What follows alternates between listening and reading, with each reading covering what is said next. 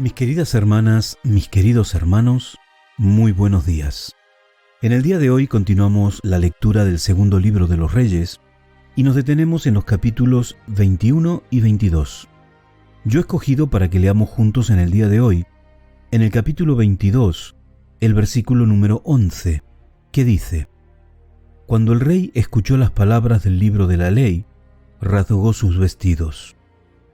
Dedicamos 2 días para meditar en la vida del rey Ezequías y ahora vamos a tomarnos otros 2 días para meditar en la vida de su bisnieto, el rey Josías. El relato bíblico nos cuenta que Josías es otro de los grandes reyes de Israel, porque era un rey bueno, porque era un rey que vivía de acuerdo a la voluntad de Dios, un rey que comenzó a reinar muy temprano, siendo apenas un niño, y que desde muy temprano comenzó no solamente una vida espiritual cercana a Dios, sino también extendió esa espiritualidad suya a la vida de su pueblo. El texto que hemos elegido para el día de hoy nos habla de un momento puntual en la vida del pueblo de Israel, reinando Josías. Se comienzan unas obras para restaurar el templo y el sumo sacerdote encuentra en medio del alboroto de las propias obras un rollo en el que estaba el libro de la ley.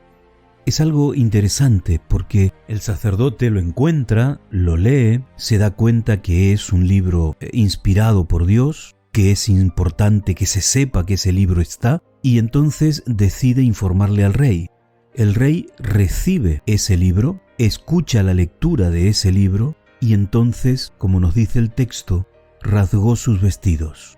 Lo que significa es que su espíritu está compungido. El espíritu de Dios tocó al rey en ese momento para que él también advirtiera que estaba oyendo palabra de Dios. Y si hasta ese momento el rey había sido un rey piadoso, se había preocupado de vivir una vida cercana a Dios, de que su pueblo viviera una vida cercana a Dios, a partir de ahora mucho más. Pero él no se queda solamente con esta información en la mano y dice es suficiente. El rey entiende que debe consultar a Dios, así que manda a que un grupo, una comitiva, vaya a hablar con la profetisa Hulda para que la profetisa le pueda decir cómo debe entender, cómo debe interpretar él este acontecimiento. Y lo que dice la profetisa es que Dios vio la actitud del rey de tener un espíritu compungido, romperse los vestidos, y Dios acepta esa experiencia espiritual del rey. La tranquilidad que Dios da a sus hijos cuando sus hijos oyen la palabra de Dios. Evidentemente, oír la palabra de Dios implica poner la vida en consonancia con lo que Dios nos está diciendo. Y tal vez esto sea lo más difícil y tal vez esto sea en lo que más fallan aquellas personas que solamente se conforman con oír con el oído y no oír con el espíritu. Porque cuando nosotros oímos con el espíritu, nuestra vida es transformada y nos convertimos nosotros en fuente de bendición y de cambio para otras personas. Por eso debiéramos preguntarnos en sinceridad cómo actuamos nosotros ante la palabra de Dios.